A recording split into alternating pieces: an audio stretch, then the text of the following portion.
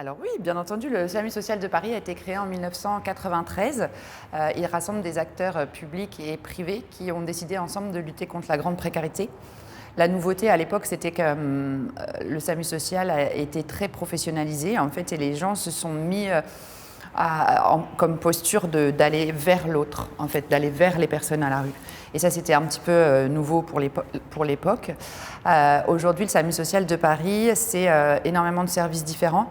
Les plus connus sont le numéro d'urgence 115 pour signaler les personnes qui sont dehors et qui peuvent être en danger, mais aussi qui sert aux personnes elles-mêmes pour demander un hébergement.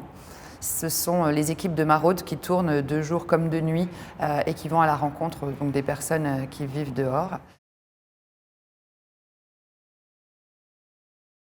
On compte beaucoup sur les entreprises pour nous aider. Et avec Uniqlo, c'est vraiment l'histoire d'une belle rencontre puisque ça a été le partenaire qui a été choisi. En fait, on s'est un peu choisi mutuellement pour résoudre aussi la question des vêtements et d'un certain nombre de problèmes que rencontrent les personnes à la rue et notamment les problèmes du froid l'hiver.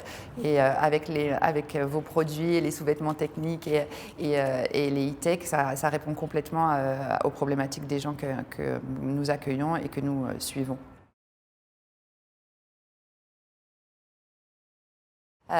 Oui, et donc les vêtements que Uniqlo nous propose sont complètement adaptés aussi à la situation et aux situations qu'on peut rencontrer. Nous, ce qu'on veut absolument, c'est donner de la bonne qualité aussi aux personnes qu'on soutient en fait et qu'on accompagne tout au long de l'année.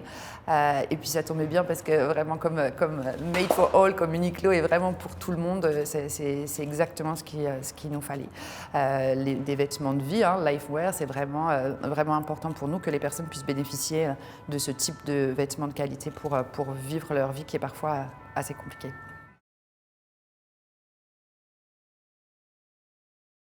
Ce qui est assez intéressant, c'est que c'est pas seulement des donations. En fait, il y a aussi beaucoup d'engagement des salariés d'Uniqlo qui se mobilisent à nos côtés régulièrement pour des journées solidaires. Alors, ça peut être du tri dans l'entrepôt, ça peut être du jardinage, de la peinture dans des centres d'hébergement qui sont un petit peu défraîchis. Mais on fait plein de choses ensemble et je pense que c'est pas terminé.